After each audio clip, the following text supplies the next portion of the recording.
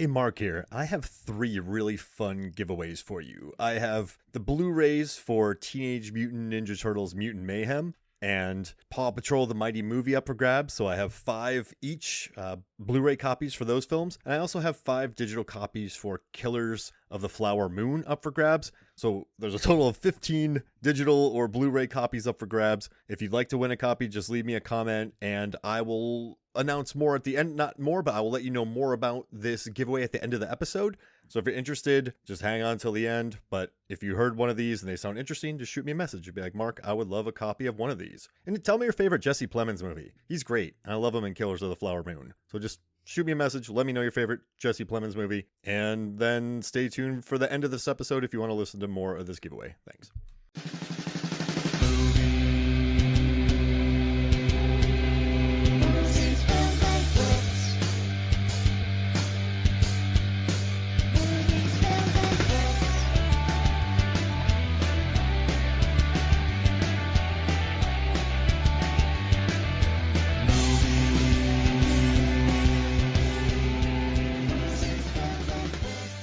Hello and welcome to Movies, Films, and Flicks. I am Mark Hoffmeyer, and joining me is a man who's just staying alive. It's Billy Patterson.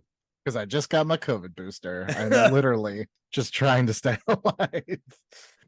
Okay, so we're going to talk about staying alive later in the episode, but whenever you put staying alive on a playlist and you're in your car and you set up a Spotify playlist to listen to all the songs for research and just get in the headspace, you just leave staying alive on for about 30 minutes because you keep rewinding it. Then I'm like, oh crap, I gotta listen to some Radiohead. But I kept rewinding this song, Billy, on my way to work when I had open road. Because whenever it's on, you're like, yeah, staying alive. It's one of the great, we'll get into it, but it's one of the great like upbeat songs that has very dour lyrics, like Foster the People or the Beatles Help. Like it is. I love the dichotomy. You know what's interesting? So you and I, we've covered Batman Forever, Batman and Robin, and Godzilla, the soundtracks. And so we decided to do something much easier and just talk about our favorite songs that were written for a film that weren't performed by an actor or actress or robot or crab during the film. So they can play during the film, they can play during the end credits. And you know what's kind of crazy?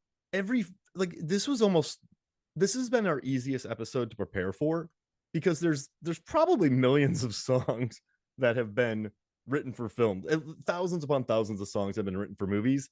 And so I've kind of felt a weight off my shoulders. Like if it was 10, then that's tough. You got to rank those 10, but I'm going to miss thousands. And I bet many people will be annoyed by the ones I don't pick, but there's no way that we could talk about all the great bangers like My Heart Will Go On and I Don't Want to Miss a Thing and Iris.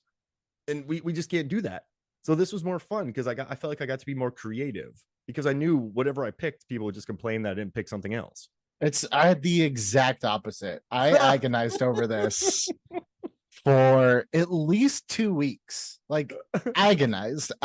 This was the only time to my knowledge that I even brought this conversation up with the Honest Trailer writers. And we had like a full discussion on movie songs. Because also too, it's like you would throw something out and it's like we kind of came up with these kind of unwritten rules of like, Bohemian Rhapsody wouldn't count in Wayne's World because it wasn't written for that movie. It can't just be a needle drop. It can't be a needle drop. But also too, like you said, a character performing, because I was like, oh man, I had a Dick Tracy song on there, but I was like, no, Madonna sings it in the movie. It's DQ'd. So yeah, I had a real hard time. I mean, listen, I want Scotty Doesn't Know in my list, but Matt Damon performs it during the movie. So I think so. I like our criteria though. So this is just movies that like U2's Hold Me, Thrill Me, Kiss Me, Kill Me. It plays over the end credits. So or it can play during the movie. It can play like in A Heat of Night during the opening credits. You just can't have Ray Charles singing it next to Sidney Poitier. That'd be interesting. So yeah, like and so while putting my list together though, I realize I'm a super emo guy, Billy, and my picks are very emotional. And two of these songs I can't even really get through without tearing up. So I went for some super emo songs for my picks. I think I also really got in my feelings with a handful of my picks too. One of them is hands down the most dour, hopeless, depressing song maybe ever committed to being recorded. So one of the songs that I'm going to talk about in the theaters when it hit, I just started crying.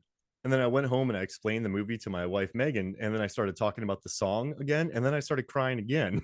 So I got a double cries Oh, from two just cries in one go. yeah. Uh, That's pretty good. it rips me apart. The song just rips me apart. So I don't know. I mean, I'm looking at your list. I'm like, man, it's not even obvious. There's like two that I think it could be. Oh man. Oh yeah. Well, I can't even get through the first three lines of one song without getting choked up. So I put myself, so it's interesting. I'm listening to Staying Alive in the car, and then I have like See You Again play next, and I'm like, oh man. Like I just start getting teary, so I just go back to Staying Alive and I listen to that. Or Kiss's amazing song. But yeah, let's jump into it. I know we're kind of dancing Yeah, around the songs, but sure. we each pick seven. We're not going to go as in depth as we do with the soundtrack songs, because like we really we really tore into those. But I think this will just be fun to kind of talk about songs we love and we dig. Yeah, at least for mine, this is in no like particular order of Oh, okay. like love it or hate it. Or not hate it. Obviously, I wouldn't pick it, but I don't think there's just like, and this one's the granddaddy. I just kind of was like, of the 50 options that I agonized over picking, these were the seven that I moved to the advanced round. But since we're talking about being in our feelings, I'm gonna move the energy the opposite way. Let's start on a big positive, can't not love this thing, and that's Will Smith's Wild Wild West. There's a Mandela effect on the idea that Will Smith went on this run where every song that he had at the end of his big blockbuster recapped the plot. That's not true. If you go back and listen to Men in Black, he's just talking about how kick-ass the Men in Black are. He's not telling you about Edgar or what happened. Wow, West is the first song where you walk out of the theater, you're like, the hell was that? Will Smith's like, don't you worry, I'm going to tell you in depth. Like, I'm Will Smith and this is Artemis, and together we're cowboys and protagonists. Like, he's telling you literally beat for beat who everyone is. But if you're gonna do that, you sample from one of the best. You take Stevie Wonder, then you add on Drew Hill, who in '99, like Cisco's Thong Song is like the summer hit. Then on top of that, you have a music video. I love Wild Wild West. That's a different conversation. But arguably, the music video is a better Wild Wild West piece of media than the film itself. It is non-canonical because they do not spoil the very odd twist of Selma Hayek's character in the music video. But you get cameos from Stevie Wonder, from Alfonso Ribeira, from Fresh Prince. Like, this is maybe the only song I can think of where people detest this movie, but everyone loves this song. And that's a great point. I remember this being performed live at the VMAs, the MTV Video Music Awards, and just everybody coming out. And there's just something about his songs during that time with Men in Black, Wild Wild West, Getting Jiggy with It, Miami. They're just good jams that they're like he says, he doesn't swear a lot. You can just put them on and just jam out to them, and they make you happy. Like Wild Wild West makes you really happy, this song. And you don't even have to watch a movie again because he just does it all, like you said, in the lyrics. Literally tells you the whole movie, and then arguably has a better, more satisfying plot arc with Selma Hayek. Because spoiler for Wild Wild West, in the movie he goes through all of it, and then she's like, "Oh, by the way, I'm married. Like, I did all of this just to get my husband back." In the music video, no such thing. She definitely ends up with Will Smith, and it's great. Well, that's good. What is it about Will Smith songs that are so memorable? Like, I feel like you can listen to them a decent amount and just sing them back to somebody. Like, I still feel like I can nail 70% of Wild Wild West Because lyrics. you already liked I Wish by Stevie Wonder before you listened to Yeah. Wild Wild West, you know? Like, honestly, like, there was a time, and I don't know if this is still the case, but people were really like, that they're not making new stuff, their sampling is just stealing. It's like, do you know, like, the curation and trying to find a new way to spin a song that everybody loves? Like, I feel like that's arguably harder than making a new song. But he did it here, right? Like, this is a good Yeah, jam. I think so. I think it's great. How do you still listen to this? Like, is this your, like, when you're roller skating on Venice Beach? Like, is this your jam? It's definitely on my playlist, but I will say I'm annoyed because I'm an Apple Music guy, not a Spotify guy. And they only have the version that was from his like greatest hits album. And it has this obnoxious intro where Jaden is like 3 years old. And he's like, "Hey, Jaden, what song should I do next?" It's like, "Wow, Wow, West." He's like, "No, man, people are singing that song, Wow, Wow, West." And it's like 40 seconds of this before the song starts. I'm like, ugh, just get to it. I don't care about your kid. I had that on Spotify too. Yeah, Yeah. we went through it. It's something that's fun the first time, right? And then you listen to it again, you're like, oh, come on now, get past Yeah. It's like, I get it. I get it. You love your son. That's great. I'm You're a sad. good dad. Awesome. Just get to my song, okay? And after hearing all that, now he's like, I hate that I pushed my kids into show business because they hated it. So now hearing Will Smith say that, then hearing Jaden kind of talk about Wild Wild West, this makes me feel bad. Do, do you think Jaden was insincere in his request for Wild Wild West on the Greatest Hits album? No, Men in Black, please. It's a better movie.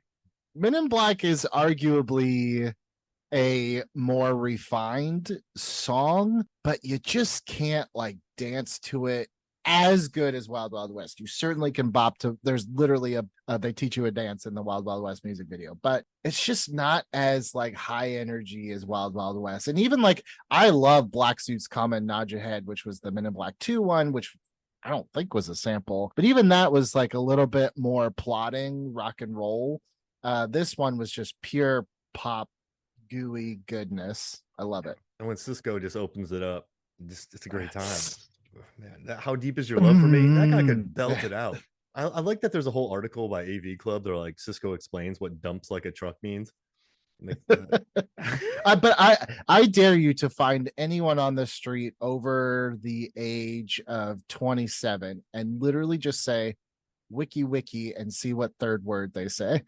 So if you're listening to this on like public transportation or next to somebody, just test it out and let us know. Just go wiki wiki and see if they say Wow, wow. wow, West, Jim West, Yeah. Desperado, Rough Rider. Yeah, Everyone knows the words, right? You know the words to the song. You're like, I don't remember anything about Wild Wild West. Yes, you do. You know the words to that song, and that's the movie. Great. I remember one time on a let's see, bus ride. My brother started. This is way back in the early 2000s, but he started going, "Imagine me and you and you," and then the entire bus exploded in the song. I bet nowadays, if you just start doing Wild Wild West, you could get a decent amount of people up on a bus. I mean, Fresh Prince seems to be the bus song du jour. Like you can get a group of people to sing the Fresh Prince theme song, but I think you could do it with Wild Wild West. Just recreate the beginning of La La Land, but with Wild Wild West. Oh, I love it. Okay, so okay, what am I gonna start with? I don't want to get all emotional first. I think you're right. So I'm gonna do Try Again by Aaliyah from Romeo Must Die. Yeah. And this was her only number one hit. So this I didn't know they that. talked about how it was like the number one hit was like a total banger. And she had done Are You That Somebody, which was an awesome song with Timbaland for Dr. Doolittle. So that was a big hit. But then yeah, she like that only hit 21. So they said that this one, Try Again, went all the way to number one for her. And it's just when it hits over the just her and Jet Li walking away at the end credits, and it wasn't really like a love story, but then Barry Hankerson, who was managing, was like, it's got to be a love song. So then Static Major, who wrote it, he like reworked the lyrics to kind of make it a little bit more romantic. But it's just a good song. Like it's like saying yes, saying no, just do your thing. We'll see how it goes. Like just I don't know, I dig it. Like it's just a cool song, and knowing they definitely hired her on the movie to write some of the soundtrack, and then she churns out a number one hit with a movie with Jet Li. It just makes me very happy. And it's a good song, and Aaliyah's cool. This is like one of the first songs I picked because I just still remember that song. I remember that era. I was a big I thought Aaliyah was awesome, and then just knowing that she teamed up with Jet Li, who's cool, and then this song. There was a weird run in early 2000s where it's like Aaliyah and then DMX became an action star. Yeah, I remember that. There's a really interesting thing here, but I don't know. I just really like this song. I think it's a good one.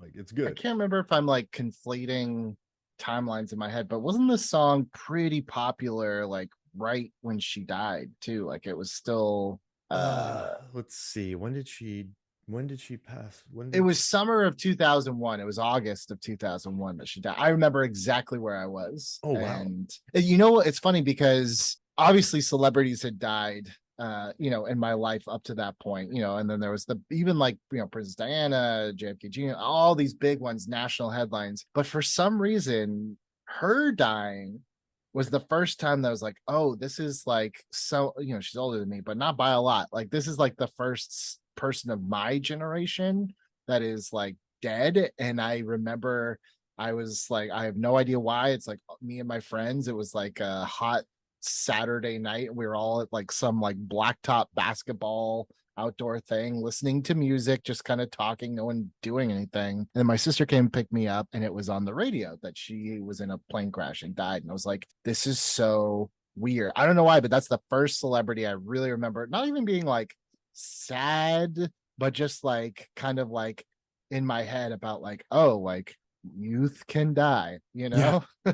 And when they're on top, like so Yeah. 2000, this movie came out. This was a number one hit. The album went platinum. And she had Village of the Damned. She had this. Like her star was just on the rise. She was away from R. Kelly. So it's like her star was on the rise, and then it just wasn't. And so it was a bummer. But this song is cool. And I also love that Are You That Somebody from Dr. Dolittle. Like she had a couple years there where she dropped some really cool soundtrack songs. So I had to include Try Again by Aaliyah. I Great had to. song. Yeah. It's a good song. um She's great. Like it's a cool I song. I loved I still sometimes say like, depending on the context, I'll be like, it's been a long time. I shouldn't have left you without a dope beat to step to. And people are like, please don't do that. Everyone knows that, right? It's been a long Yeah. time, and that shouldn't have left you. Yeah, and so I had to have. It just reminded me of that era when Jet Li started his sort of ascendancy. Dude, the Jet, I know it's not the same movie, but the first Jet Li movie I saw in a theater was Kiss of the Dragon. Oh, with the NERD song. And it was great. Whoa! Remember when he fights the boxer to Yeah, was that the one where he like I'm an breaks the neck outlaw? at the end? Yeah, like oh no, he fights this boxer guy, and the guy's like punching through wood. But that song, like I'm an outlaw, quick on the Oh draw. yeah. Dun, dun, Yeah, dun, dun, dude. dun, dun, dun, dun. Yeah. And then he And then fought they the tried to use twins. it in Daredevil, and I was like, no, No. we already used this song has been claimed. Don't put this in Daredevil. No, that movie was great. Yes, 2000 like 2002 Jet Li is like, because then it was like I saw the one, Yeah. which was awesome. Yeah, good Hit stuff, his man. hit his Jason Statham run of movies. Like Yeah, him and dude. the Stath. But yeah, no, this is Mistake. cool. I have 2 Romeo and Juliet movies on here, so it's kind of interesting. Yeah, you definitely have a theme. But I didn't even mean to. So something in my head, Yeah. like I subconsciously picked a theme of films here, but I love them, so I'm happy. This is cool. All right, so I'll keep it in a similar time frame, since we're already feeling nostalgic about the early 2000s. This I had to research to make sure, and this was written specifically for this movie, and if you listen to it, it definitely has the same qualities, which is I Against I by Massive Attack, Yeah. featuring Mos Def from Blade 2. This song, I tried to pick the songs on my list as best as I could. That I think what makes a great movie song is that it's a banger of a song on its own, but then somehow connects you back to that movie, whether it's kind of like, tangentially a POV of one of the characters, or, it just kind of, it brings you on here. So I didn't put this on my list. It's on my honorable mentions, but I just want to say, like, Madonna's Beautiful Stranger, I think, is a great example of like, that is a banger, great song, but also it's unmistakably, sonically, somehow aesthetically Austin Powers. Like, you Yeah. hear it and you can hear that heightened 60s world within that song. So I love this song because I feel like the lyrics are kind of like from the point of view of Blade and how he feels maybe about Nisa, and kind of his conflict, which is kind of like, I love where it's like only one of us like can survive, so it's like we can't ride together, we can't live and die together, all we can do is collide together. There's almost like a reluctance. Like, the lyrics aren't like, I'm going to destroy you because it makes me feel good. It's like, it's almost like this this like, oh man, like there's just no choice, like this is just the way it has to be. But then also like you hear like the opening beats and it's like almost like this kind of like metal tingling, and you can just feel the silver spikes of Blade's weapons. Like it just sonically fits that movie so well, and it's just one of my favorite Massive Attack tracks. And it's when they're walking into the club, so like it's And on, over the end credits too, like so they play it twice. They got their money's worth from yeah. that song. Well, I would have played it the whole time. Like, I Yeah. think I'd have Miss Robinson that thing. And whenever I hear the song, I think of the scene where they're just walking down there. I'm a big Mos Yeah. Def fan.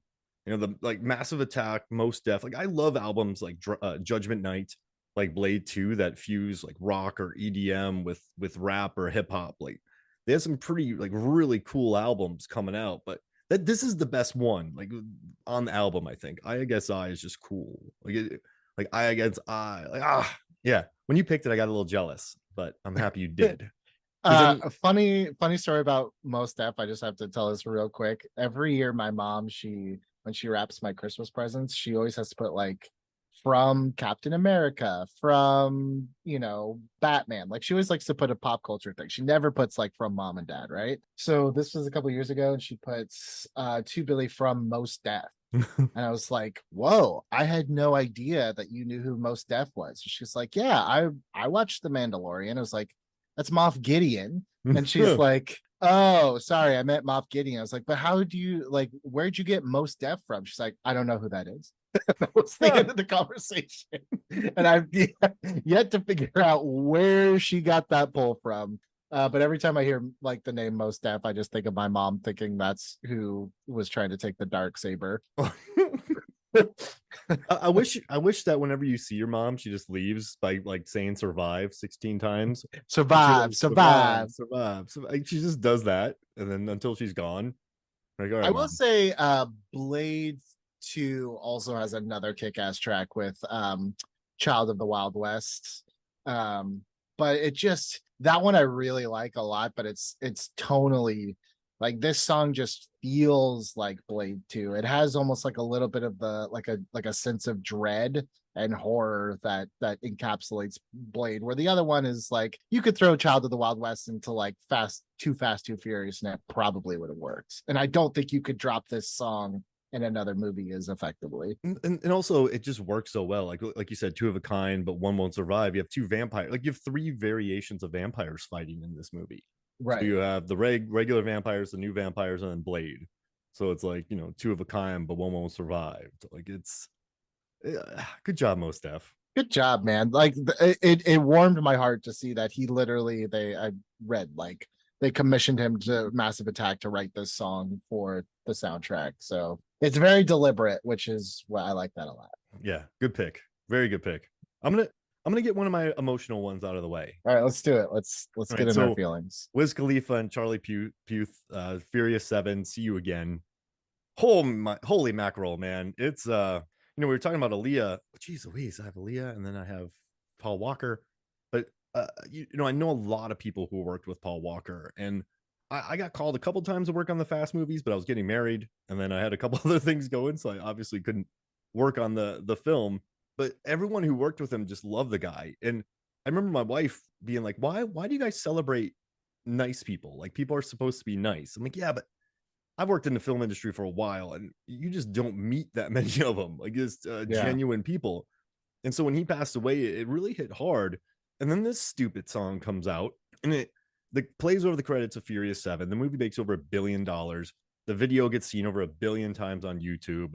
I mean, just a gigantic song. Just when I See You Again, like, come on, like, just like Wiz Khalifa, like Charlie and Wiz are just so good on it. And I guess Charlie had just moved to LA for 2 days, and then they're like, hey, we need you to come over here and figure something out. And then like Charlie just sat down on a piano and he sang See You Again, and then they're like, oh, do that more. And then he said like, it's a long day.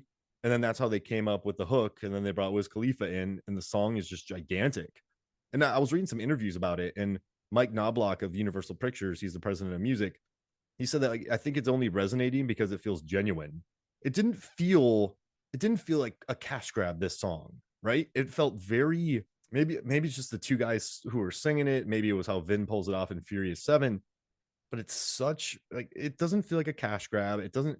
It's like a really great send off for the character, and it hurt. Like it still stings, but it's a good song. It's a wildly successful song. This is the most successful song I've picked, but I had to do it. See You Again from Furious. Yeah, it's so good that to me, that's kind of maybe why I fell off of the Fast franchise after 7, was because like it's like too perfect.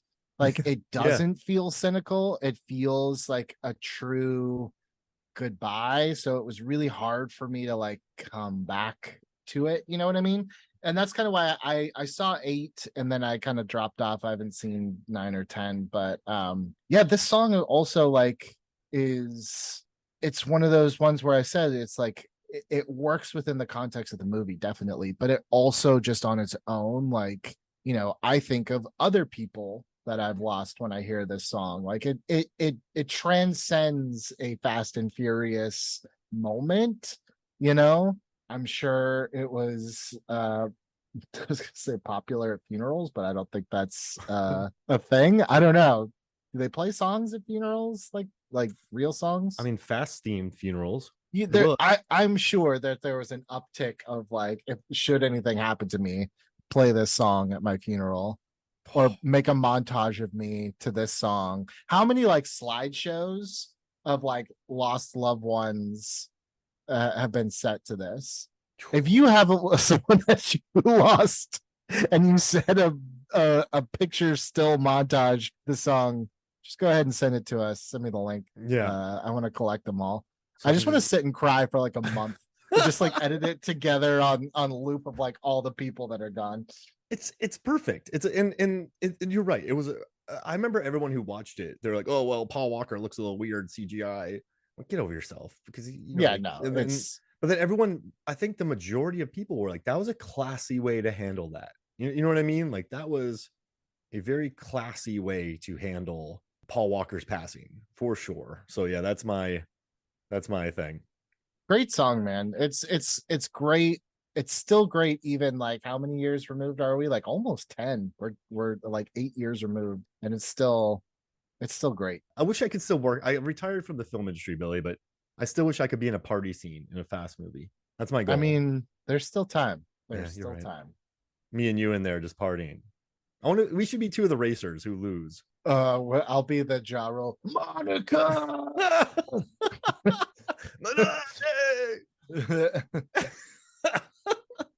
Yeah, I'll be Michael Ealy, I guess. Okay. I'll just wipe. I'll jump the bridge, but I'll crash. There you go. I like that's good. I like that. We did it. And I didn't pick Too Fast, Too Furious either, but I only wanted one Fast movie, one Fast song, and I had to go with this one. So You could be like Tanner's nephew who is taking over after he retires. I like that. Have they brought that character back since the second one? Oh, is that Remar? Tanner. Who's Tanner? No, wasn't he the oh no, the bald guy with the glasses, right? Who like, no? Am I just getting all of this mixed up? Tanner is an officer where let's see. Tanner. I'm pulling his picture up. Why can't wait, yeah, why not? I'll be Buffalo Bills.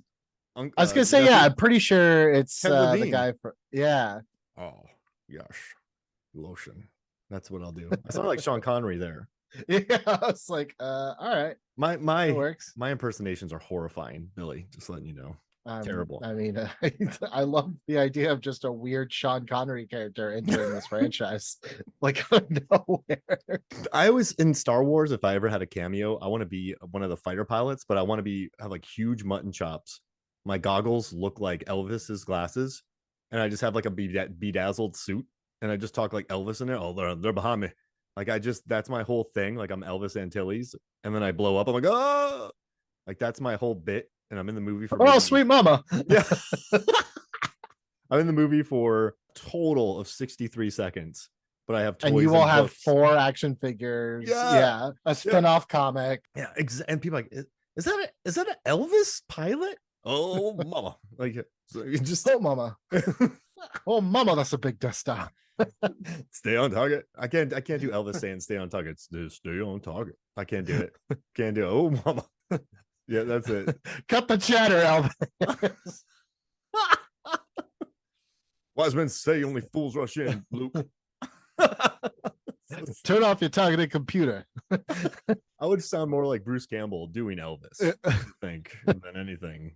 But yeah, that would be. I'm starting to like get into like Dusty Rhodes. You gotta turn off your computer, baby. You gotta feel the force. You gotta get that mythos. It's just real small, but you've been banging one breath at home, baby. You know how to do this. You're up there like Cody Rhodes. I'm up there like Elvis. We'd be the most popular pilots ever. I think so. Good old Dusty. I'd be doing some Macho Man math, like 2 + 2. Oh, it's the Steiner math. Oh, Steiner math. That's what it is. Yeah. Oh boy. Yeah. If I was Macho Man, I'd like blow up the scepter. I mean the Death Star. Blow up the Death Star. Yeah. Yep. We need an audio. What are we talking about? What are we doing? You're on your third. Wait, you're on your yes. third. Okay. Third pick. Let's move into this one.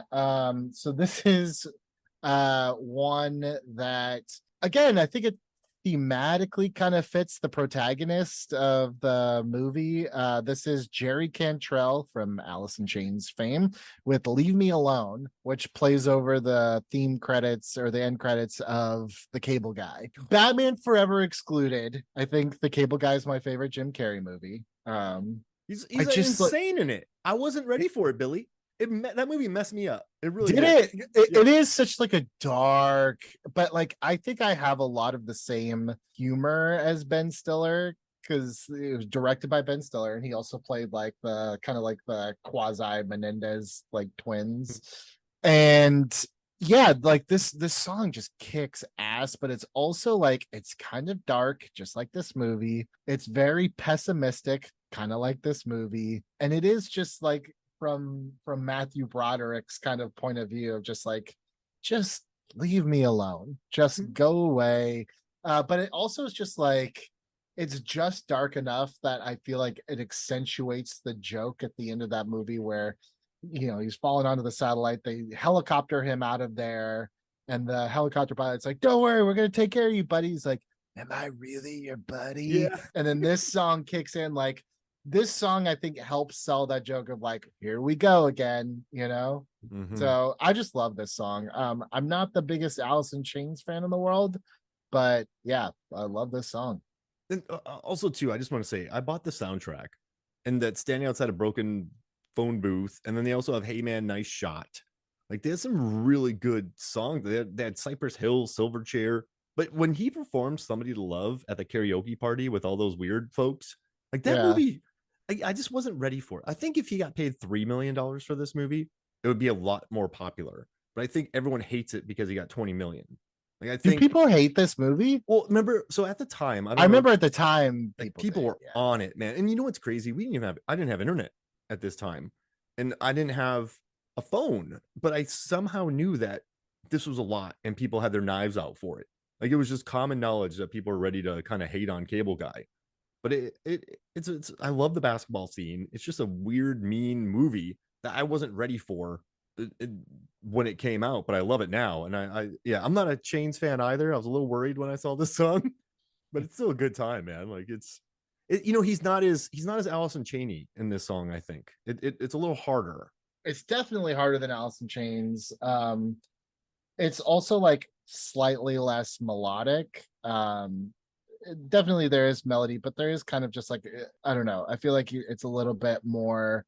I can't believe I'm saying this about Alice in Chains. Alice in Chains feels a little bit more cleaned up, and this feels like a little bit more guttural, which I kind of like. But I have such great to my like memory, the only time my parents ever took us to the drive-in movie was to see Pocahontas, and I was bored out of my effing mind. I was like, this movie sucks. And so, at that point, you could just look around you and see that there was obviously other better things going on. And I remember like getting out of the car to like stretch my legs, but you could still, I don't know if this is true of all drive-ins because I think that's the only time I ever went, but it's like you could hear the movies, like they had little speaker boxes like outside the cars for each movie. So I vividly remember watching the like the password game scene from Cable Guy on the next screen, and then my dad being like, no, no, no, you have to watch this one. I was like, oh, all right. So I didn't get to see Cable Guy in its entirety till like, I don't know, maybe a couple years later on VHS, but I was like, this movie is awesome. Like, it's so freaking funny. I don't know why. I'll take that over The Mask and Dumb and Dumber and Ace Ventura any day of the week. Whoa. Yeah. Not even have to like think about it. I'm like, yep, I'll take Cable Guy. I went Dumb and Dumber is a lot. I just don't know if I could watch it a lot. So I think The Mask maybe, but I haven't watched The Mask in a long time. That's how I feel about The Mask. I love The Mask, but like it exhausts me. So it's not one that I want to like put on all the time. Broderick just Broderick being and Jack Black. And Jack Black. Yeah. Dunked on. And what's her name? Leslie Bibb? No, not Leslie Bibb. No, and it's not Leslie Nope. It's no. Oh, it's Judd Apatow's wife, Leslie Mann. Leslie Mann. Yeah.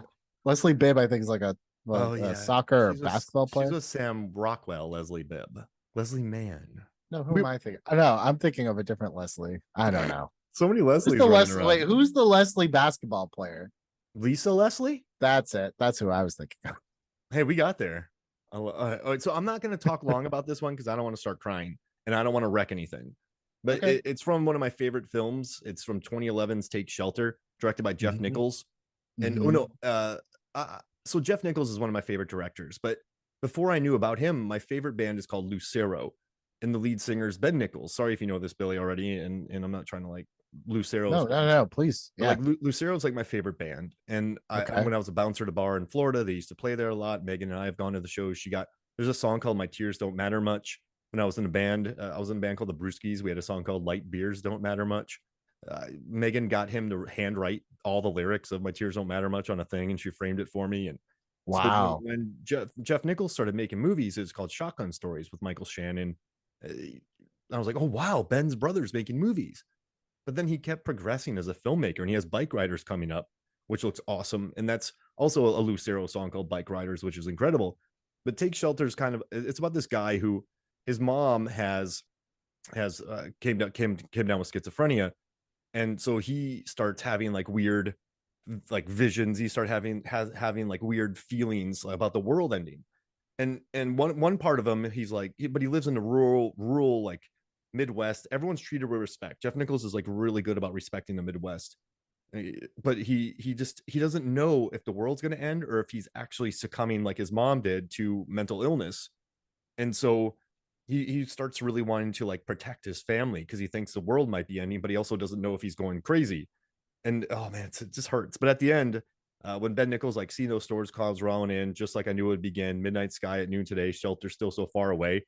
And then it ends with like there's like all I know is I need to keep you close. All I know is I need to keep you close. And it's just such a beautiful song. And it's just sort of, I don't want to give anything away, but like Michael Shannon, Jessica Chastain should have been nominated for Oscars for it.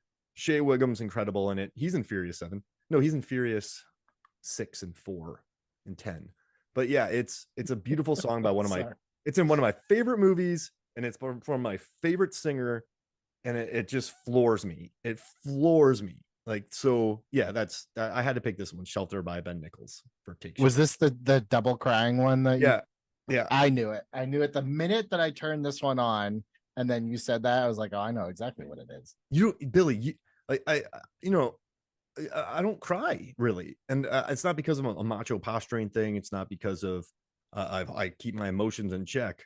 Like I'm all about a good cry, so but I just rarely do it. I guess it's hard to turn on the wet works, but this song just like opened up a fire hose in a theater. I just had tears streaming down my face. I was like, oh my gosh, this is what it's like. But yeah, it happens. Yeah, it's always like the movies too. I feel like that take you by surprise. Like you didn't walk into this, I'm sure, expecting that this was going to hit like a deep chord. You just hope to see like a good movie with a couple good actors in it, Yeah, and it hit me hard. It hit me really hard. And so that was when I saw The Gray, I like got in my car afterwards, and like I'm not gonna say I like sobbed or anything, but I just was like I couldn't even drive because I was just like I need to like get a hold of myself here. That was like too much, you know? Yeah. It and I can't even listen to the song all the way through, but it's beautiful and it's gorgeous. So yeah. Yeah. Oh man. Whew. I got through it though. I got through it. So Okay, it's you good. did. You Yeah. did. But Yeah. you know, you don't have to posture. You can cry on the show. It's Now, not yeah, my show, listen, but I would, Billy. If it happened, I'd let it happen. I'd fight through it. okay. But it's a beautiful song. Favorite artist. So yeah, yeah, yeah. We've seen All him. Like right. I buy all his vinyls. Very pretend. I love Lucero. They're my favorite band. So, what's your fourth pick? Oh man, So this one's from my favorite band. This is Kiss with yes. God Gave Rock and Roll to You Too from Bill and Ted's Bogus Journey. It was interesting that they decided to go with Kiss because this was a time in Kiss's career where they were definitely not like in vogue. Um, Mm-hmm. they had a couple hits, but ultimately, like a lot of the 80s was Kiss just being like, we don't know who we are. Like, we're just gonna follow trends, you know, like hair metal's a thing. Let's be a hair metal band, you know. So for the studio to come to them to with this song, which is not a cover necessarily, because they actually like rewrote a lot of they rewrote all the words and some of like the actual like music of it, the arrangement. But this one also is like one of those songs where this might be breaking a little bit of my rule because I think like in terms of the movie, like it fits fine. Like I think it's a good song like in that movie as you know the credits roll, but it's more about what that song meant outside of the movie. Their drummer was battling cancer and he was too sick to be on this song, which ended up on their album Revenge. He was too sick to drum on Revenge, but he's like, please, please, please let me play in the video and let me like do some vocals. So that kind of bridge section where there's like that really high harmony, that's him, that's Eric. Um, and that was the last thing he ever did. And Oh, that video is kind of like a testament. It's dedicated to Eric, and it's kind of like the theme of that song of just kind of like no matter what going on, like God gave you rock and roll, he gave you music, he gave you this thing. But like when you put it in the context of like Eric, it's like that's his legacy. God gave rock and roll, the gift of rock and roll to Eric Carr, and that was the end, you know. So it's like a beautiful tribute to Eric. It's kind of like a beautiful kind of like It's a Wonderful Life type of song. And does that feeling translate to Bill and Ted's Bogus Journey? Maybe not 100%, but still to me, like I can't not put that on a movie list song. it's a banger, man. Like you could just sit in your car and scream that. It's so That was one of good. my daughter's first favorite Kiss songs. She'd say, God gave to you, God gave to you. Ah, Um, what sucks about Eric dying, besides the fact that he died, was he also died on the day that Freddie Mercury died. So like oh, no one talked about it. You know, like ah. remember when like Farrah Fawcett died on the same day as Michael Jackson and it just was like no news, you know? Mm-hmm. It was just kind of that. But yeah, love this song. I love that Kiss. It was their very first time doing a song for a movie. They might have done one since then for Detroit Rock City, like a special song, but I don't even know if that played over the credits or not. I know they were like Everclear did like the Boys Are Back in Town cover for the end credits of that song, so or that movie. So this might be the only appearance of Kiss with an original song made for a movie ever. Oh, and it's good. Like this is a hear it in an anthem and just belt it out song. I love it. Yeah, and it was on their Revenge album, and that was like their comeback album. That was a big album for Kiss. They had a couple big hits on them, including this one. I love it. That's a good pick, man. There's a good story behind it. We got some Always, emotional stuff going on. I got yeah, yeah. No, it's only gonna get worse from here. yeah, and I got a gnarly one right here too. I have Lana Del Rey's "Young and Beautiful" from The Great Gatsby, Mm. and like I just love that. She said we want to get a feeling that the love between Gatsby and Daisy only happens for a few days. Like 5 years ago, they're kids, and she was kind of like, so he has this like it's a youthful romance. He doesn't even know her, and she wrote, I felt like it was their song. Like, will you still love me when I'm no longer young and beautiful? It's a song like young love would make, but now they're not young anymore. She's 30. The song's supposed to be the exact opposite. It's like two kids going, will always be in love. Like, so I just I don't know, just hearing about how she wrote it with Baz Luhrmann, how he got her to write it. Like he's had I got another huge drop from him later on, but I don't know, I just he also said this. He said like let's make he just said let's make a great soundtrack. Like he's like let's let's make it come from Fitzgerald. So when he wrote the book, he was a modernist. He was in the moment, and the music of the moment was African American street music called jazz. And when he put jazz music in Gatsby, everyone was like, "What are you crazy? It's a fad." And so, yeah, and then he put hit parade like pop songs, the equivalent of Lana Del Rey singing a beautiful ballad. Like he thought this through. Then he brought her in, and if you've read Gatsby, this song makes a lot of sense for Daisy as well. Just she's sort of loved. No one really knows who she is, and like, will you still love me when I'm young and beautiful? Then you have Lana Del Rey's just vocals, just like ripping this song up. I mean, Baz Luhrmann's great with music anyhow, but this is just a good jam, and it builds too. Like it builds, and so it's a good ballad, but it's also a good driving song. It hits the whole gamut. So yeah, yeah, young and beautiful. I I'm a like it. big Lana Del Rey fan. I think she has like this. She's like a siren. She has this like alluring voice that just like reels me into genres that I normally wouldn't listen to. And also too, like I don't remember what the reaction around the Gatsby movie was, but I saw it after it came out on like Blu-ray. I was like, that was great. Like I really liked that movie a lot. I did not read Great Gatsby in high school. I was not familiar with the story, so that was actually my one and only introduction to that story. So Oh, yeah. hopefully Boz did it justice. I wouldn't know any better. I mean, I read the book a couple times, and it's definitely about this. I don't know. He nails sadness really well too. If you think about it, Romeo and Juliet, Moulin Rouge, like he knows sadness. So I think he gets the excessiveness of Gatsby, and then he blends in like the sadness of the characters really well. So I think Homeboy Tobey Maguire is a perfect Nick, just sort of a not like a blank slate, but just the dude. He's just watching everything. So I think the casting was good. The movie's just bombastic, and the song is cool. So I had to go with some Lana Del Rey. I The had the bombacity I feel like works for Gatsby. So like I liked Elvis, but I kind of felt like ugh. the bombacity of Lerman took away from like I was really interested in the man, not the spectacle. But I feel like for Gatsby, that's like exactly the point, you Yeah, know? yeah, because they're all ideas, right? They're all moments, like they're Right. memories, and so that's the way to tell the story, at least for me. So yeah, I think he nailed it. Great pick, man. I do love me some Lana Del Rey. Just hits. I love listening in the car. Crushes it. All right, Are what do you I on your fifth pick? We're I flying think through this. so, yeah. I've got one, two, three left. Yeah. These are all what's it gonna these be? are all difficult ones. You know what? I'm gonna go with this one because I probably is the least I have to say about something. I just finished watching this movie. I think I'd seen it before, but I was like, I want to rewatch it just to have it fresh in my mind. This is I'll Remember by Madonna, which is the theme song for a movie no one's probably ever seen called With Honors, which is, according to my research, the only PG-13 Joe Pesci film that exists. It is about Brendan Fraser, is a Harvard student. He writes his thesis, drops it down a vent, and a homeless Joe Pesci basically holds it hostage.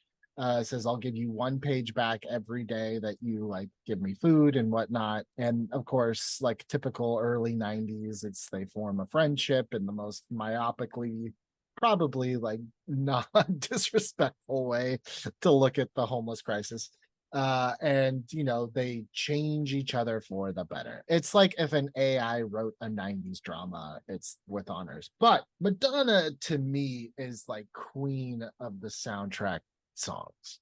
Like, you know, I already mentioned Beautiful Strangers. She's got 4 minutes from Get Smart. She's got a whole album for Dick Tracy. But this one is, I picked this one because it's kind of hard to remember at that time, but it's like Madonna did a little bit of like a image shift where it was, you know, she had that erotica and the sex book, and I'm not saying she was wrong or did anything wrong. I think it was just more like, Madonna was kind of known for reinventing herself over and over. And I think it was time at that point that, the label and the studio felt like it was time to like kind of get back to like a different Madonna. And so her first kind of go after all that was I'll Remember, which was the theme song for this movie. And to me, this is like when I think of the 90s, if you just say 90s, I hear this song. I don't know why. I can't remember if I heard this a lot growing up. Even just like the syncopated. So it's like if you've heard the song, it's the way that the synthesizer. It's like a heartbeat. So instead of going da da, it's ba ba ba ba ba ba ba ba ba ba ba ba ba ba, and so you kind of have this really cool kind of like different approach, but it's definitely from the point of view of the Brendan Fraser character. It's really just about like telling someone who meant something to you in your life, like, I will always remember what you did for me. It's a great song. It's top 5 Madonna, like, for me. Wow. I hadn't heard this song since the 90s, but as soon as I saw it, I was like, and I'll Yep. remember the things that you gave me. Now that I remember that I'll remember. Like I couldn't I'd never seen the movie, but as soon as you said it, I could sing a lot of this song Yep. just based on the like it's a chill song and it's fun to listen to, it's relaxing. Never saw the movie. I've been meaning to for decades, like I told you, I but don't think you need to. oh, okay, Like, good. it's one of those things where like when you watch it, there's not a moment where you are not 4 scenes ahead of this movie. Um an interesting cast, like I said, Joe Pesci, Brendan Fraser, Maura Kelly, and Patrick Dempsey, and Gore Vidal is like his teacher. It's like a interesting cast. It's just like for some reason, and I wish I could put a tangible feel or thought to it, but it's like if you asked me what the 90s felt like, I'd just be like, just listen to that song. That's like what it felt like to me. Because there's a lot of different ones like that. You had the Cardigans, you had the Cranberries, kind of not similar songs, but then you had that what mouth when I kiss your mouth. There's a lot of Mhm. songs like that in the 90s that went with it. No, I dig it. It brought back good memories that you picked that. I will say the one cool thing too is like not a lot of songs do this, but when watching the movie again, they do incorporate the song as part of the score. So the song isn't played in its entirety till the credits, but the theme is definitely woven in the score to a couple parts. Gotta get your money out of Madonna. I mean, at least out of that melody, like it definitely hits there. I always love when movies do that, where it's like they did that with Batman Returns with Susie and the Banshees, the face to face, where you're not even sure where the song starts and the score starts, because they weave in the Catwoman theme to it. I don't even remember that. But so wait, Maybe I is it should put that Batman? on the list. Batman Returns. Yeah, Batman Returns, Susie and the Banshees. It's when they're dancing at Shrek's holiday party, and it's like so woven into it's a chicken and the egg. I don't know if Tim Burton or not Tim Burton, if Danny Elfman wrote the score around that song or they wrote the song to incorporate the score, but it's like there comes a part where they realize they're Batman and Catwoman, and it's like almost indistinguishable if the score is playing right now or if it's still the song. It's great. Perfect pick. Yeah. She's oh man. So I'm gonna go with a movie from '67, and that's In the Heat of Okay. the Night with Ray Great Charles, movie. Sidney Yeah. Poitier. Like, I mean, really groundbreaking film. I mean, that we could talk for hours about that film and his performance.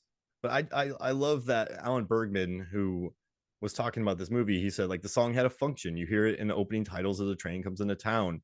And director Norman Jewison said, "I want you to write a song that sets the stage." And he also sort of matched the tune with the action of the film, and it's just a really good song. I mean, Ray Charles sings the heck out of it, and just it sets the tone for the movie. I've got Trouble Wall to Wall. It's just it it's just a really good song. Sets the tone, plays over the opening credits. Then you get him walking off like in at night all alone. It just does a really good job of setting the stage. And I found out something interesting. They said the line "Stars with evil eyes stare from the skies, all mean and bright." That was originally "mean and white," but then the studio asked them to change it to "bright." So I thought that was You interesting. can't see me rolling my eyes. But yeah, that was Uh, 67, right? And they yeah. said that wouldn't happen today. It broke our hearts for a while, which, that's a bummer. But the movie was groundbreaking. Like it was. It was a groundbreaking movie, beautiful movie. If you've never read, there's a book that what's his name? I forget the guy's name, but Mark Ellis, maybe? No, not no. That's I work with him. Not our friend Mark Yeah, Ellis. Yeah. not our friend Mark Ellis. I was like, he wrote a book. Can he read No. a book? No, I'm just kidding. I love you, Mark. I mean, give enough Coors Lights, and we'll see what happens. Yeah, some Heritage Crunch if you've watched his latest stand-up special. So yeah, it's yeah, man, I can't think of who wrote it, but there's a really good book about all the films that were nominated for Best Picture in '67, and it's just a wonderful read about the times and how movies were changing.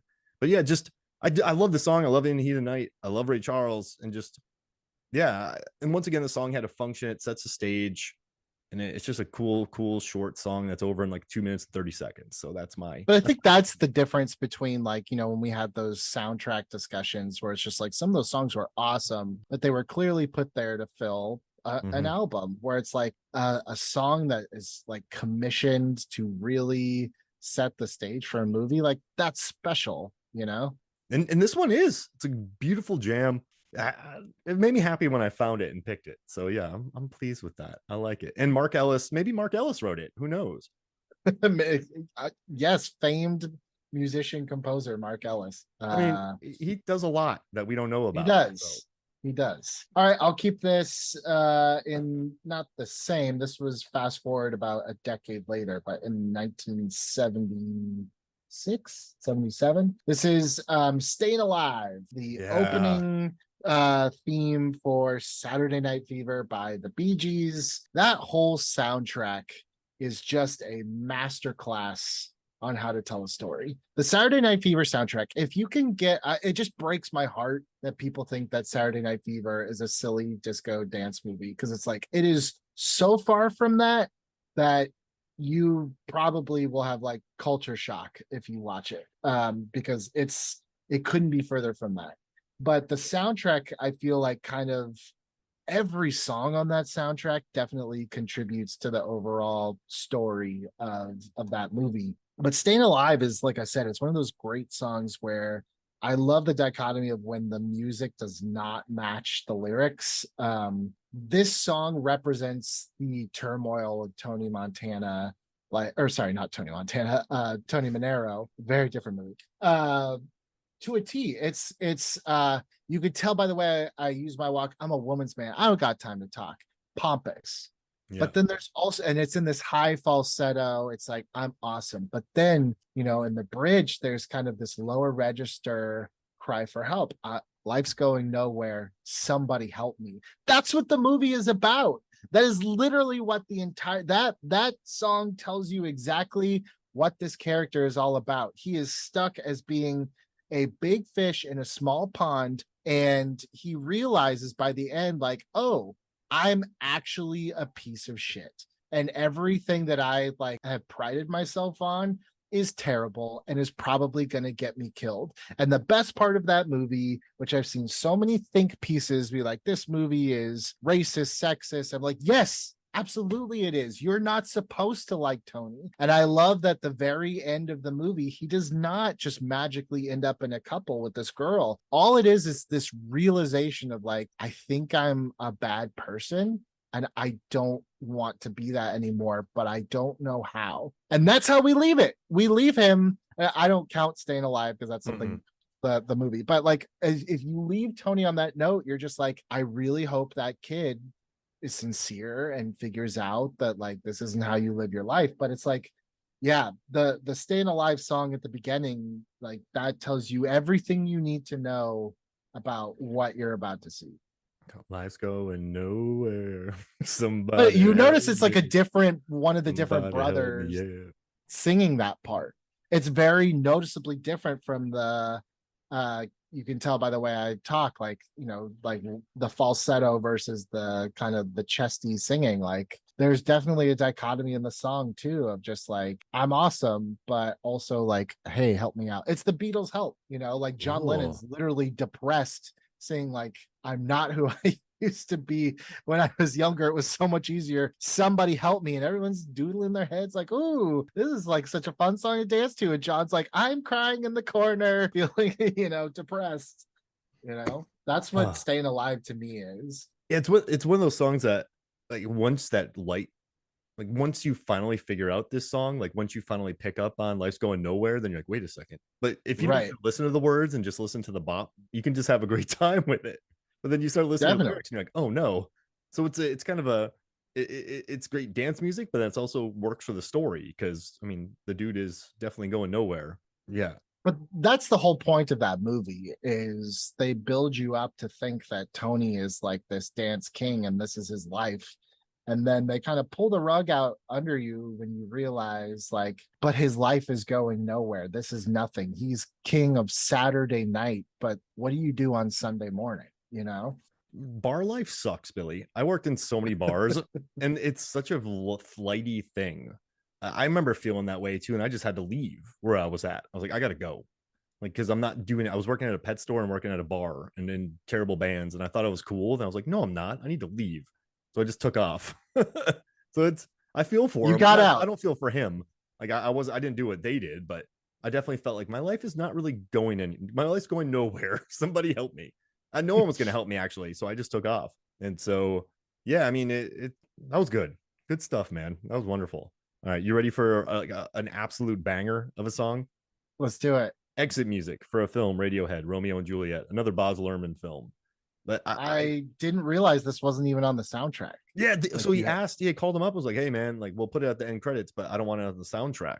But I mean, this song, man, like just imagine sitting in a theater after this movie and just soaking up. I don't remember this song in the theater when I saw it, but just imagine soaking this up when you're sitting in there and just like I don't know. I love what he said about it. So it's like when they watch this movie, they said, like, I saw the Zeffirelli version when I was 13 and cried my eyes out because I couldn't understand why the morning after they shagged, they didn't run away. And then he put York recalled, this song is written for two people who should run away before all the bad stuff starts. A personal song. And then he put the singer toyed with the idea of using lines from Shakespeare's original text, but gave up the idea in favor of paraphrasing the predicament from the view of the teenage couple. So pack and get dressed before your father hears us, before all hell breaks loose, and like breathe, keep breathing. I can't do this alone. But yeah, it's like they said it's a literal interpretation. The music played over the closing credits of Romeo and Juliet, and a figurative one. The characters' deaths are their final exit. But it's just I know it didn't get put on the soundtrack, but it did play over the credits, so I feel like that counts. It's just and it builds, man. I don't know about you, but I love songs that build. Like I feel like the Lana Del Rey song builds. I feel like Run by Snow Patrol builds. I love One Headlight the way it builds. I love songs that like Madness by Muse. I love that how that builds. Like I build. I just like songs that this song takes its time and just builds into something beautiful. So yeah, I had to do exit music for a film. That's my I sixth mean, pick. yeah, that's a great pick, man. Romeo and Juliet, to go back to the Baz Luhrmann conversation, he definitely has a style, and I think it works, not so well for something like Elvis, works very well for Gatsby. Romeo and Juliet, I've heard every opinion under the sun about that movie, but I will say that I had read the play like in English class and I had seen the Zeffirelli one, but it wasn't until I saw that Leo Baz Luhrmann one that it connected with me, and I was like, I understand the stakes and what's happening, and kind of like the almost the dark humor and just the folly of youth, Yeah. the impulsiveness of it all. He shows up to a party madly in love with this girl until he finds another one, and then Yeah. he's madly in love with this girl and then kills himself by on accident. Like it's definitely one of those things that as you get older, but I love that movie. I love that. Like, there's so many good songs in that song. You could have Loveful, chosen. like Local God. Like there's some Local great God songs. was the one that I think I still have on my playlist somewhere. Dude, I love that one. remember how hard Everclear hit? Like she's perfect in an effed up way now. Magazines and like you know what I'm talking about? She looks like a teenage anthem. Well, she looks like she could have been happy in another life. Like he he has some pretty like drug filled, depressing songs. Everclear Art does. So yeah, I I guess think it may, he had like one too many songs about his dad. And yeah. then I was like, I get it. That Father of My Yes. song, like it just makes me want to call up my dad and yell at him. It's but to kill, like, listen, Love Fool by the Cardigans, that's what led me to this. And I was like, oh yeah, Radiohead. But yeah, it's a beautiful song. I love Radiohead. And they have some of the best music videos. I like showing my students for my short form production Radiohead music videos because I think they're really innovative. But yeah, I had to add this, so I had to. And now, hey, before we make our final picks, I want to read something real quick. I asked MFF Sure. followers on Facebook to give me their list, and I got a ton of answers. So a classic American movie said "Scandalous" by Prince. He loves that song. Kyla Sharon said "Goddess of Love" was supposed to be in Pretty in Pink, but then she said it, yeah, Pretty in Pink. And then we have Andy Golding. He likes Miss Misery by Elliott Smith. I almost picked that song. And I would have picked Needle in the Hay by Elliott Smith, but that was an original song for it. Right. Let's see. Jesse Deal. This used to be my playground by Madonna from A League of Their Own. Speaking of Madonna, Aaron Yeah, Newell another one. said McCartney's Vanilla Sky. Adam Hodgins said mine is the best around. It was written for Rocky 3, but then swapped out for Eye of the Tiger and used for Karate Kid, which is a wonderful fact. David Thompson wrote Against All Odds by Phil Collins. Justin Gott, he said, How Do I Live from Con Air, because of the Con Air podcast. And I didn't pick Deepest Bluest for this one, everybody. I know it's going to shock people. Yeah. And then he put, let's see, Your Man from Orgasmo. Bryce Serberg said that.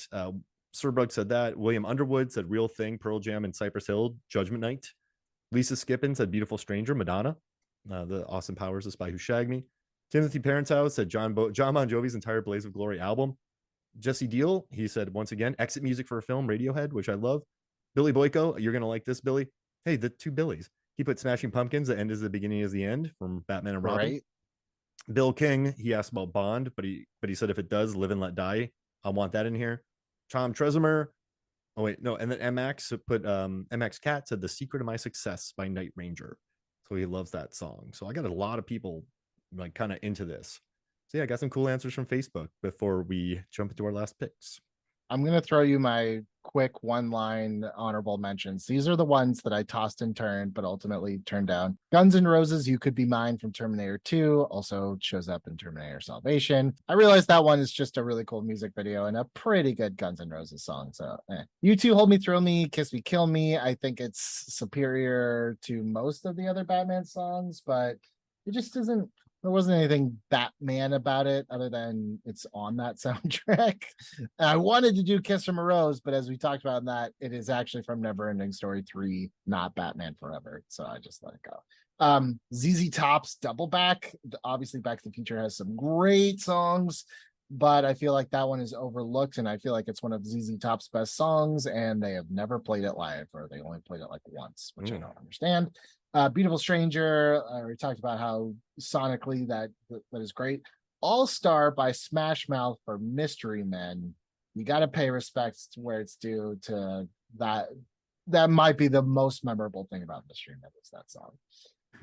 I could sing that whole song to you right now, and I haven't listened to it in 10 years. So yeah. It was a banger, and there's a whole generation that thinks it was made for Shrek. It was not, kids. It was for a Ben Stiller dark comedy called Mystery. I had Will You Be There, the theme from Free Willy by Michael Jackson, which is just, I really love that song. It's one of my favorite Michael Jackson songs. And then Nickelback and Saliva, at that time, teaming up like the freaking Avengers to do Hero from the first Spider-Man movie, the Sam Raimi Spider-Man movie. Like, to have Chad Kroeger and Josie Scott together in one song for a Spider-Man movie, like Nickelback wasn't like embarrassing at that point. So it was, yeah.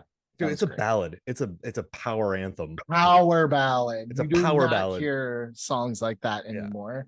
I mean, those two just let it rip. So yeah, that's a perfect song. I love Hero. And that was a big song too. It was huge. Yeah, great song. So those are my ones that I ultimately had to let go so that I could make room for my very last one here. I almost didn't include this because I didn't know if it was cheating, because while it is a song, at least on the soundtrack, it is also attached to about 3 minutes of score. But I'm going to go with it anyways. This is Emiliana Torrini with Gollum's song from Lord of the Rings, The Two Towers. This might be the most hopeless, desolate piece of music ever written. And I love it's my favorite ending to any of those three movies, which is just this like eerie, unsettled feeling.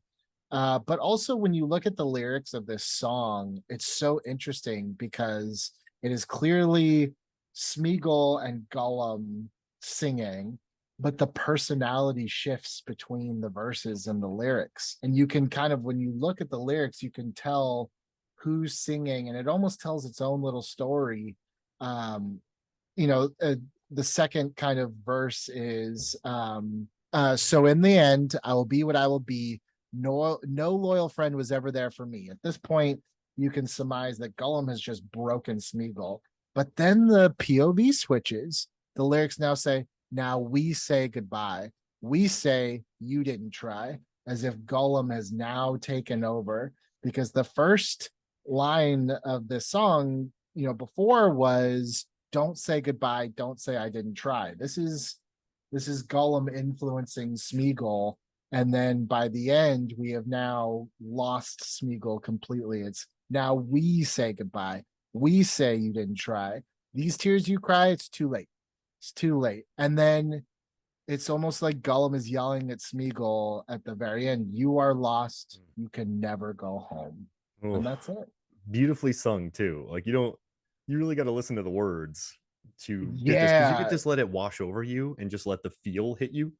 But it's not until you listen to the words, they're like, oh my gosh, this gets it's you. this yeah, it's this Icelandic singer, and you know, I couldn't tell you anything else she's done, but she has and I don't know if it's just for this song or just like in this is her voice in general. She almost has this like childlike quality to her voice that just makes it sound so much more painful. um if you are feeling down, avoid this song like the plague. There is like no way that you can listen to this and feel good about things. And then it goes to like, it's clear that this was made for like the end credits, because then on the soundtrack it kind of diverges into like into the Rohirrim, the Rohan theme, and then the, you know, the final finale of the credits. But up until that point, man, like of all of May It Be and Into the West, I think Gollum's song is the standout song from that trilogy. Oh, it's wonderful. I'm so glad you brought it to me. I've been listening to it, and I like depressing music, Billy. I feel like I find it comforting.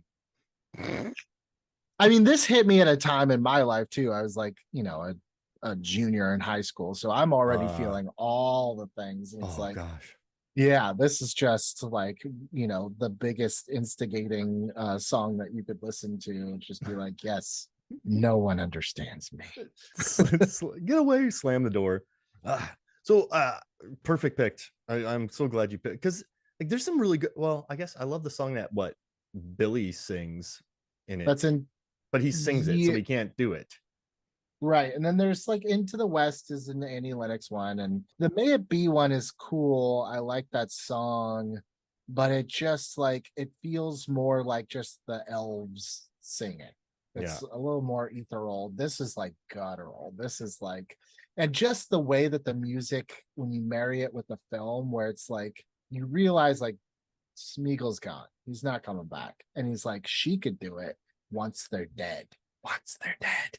And then the music starts playing, and it's like, come on, hobbits, long ways to go yet. It's like you left that theater feeling like on edge and full of tension. And maybe you knew how the story went. At that point, I did not. So I just was like, oh my God, I've like the best kind of like knot in my stomach. So good. And listen, I know we got to get you out of here, Yeah. so I'll drop my final one.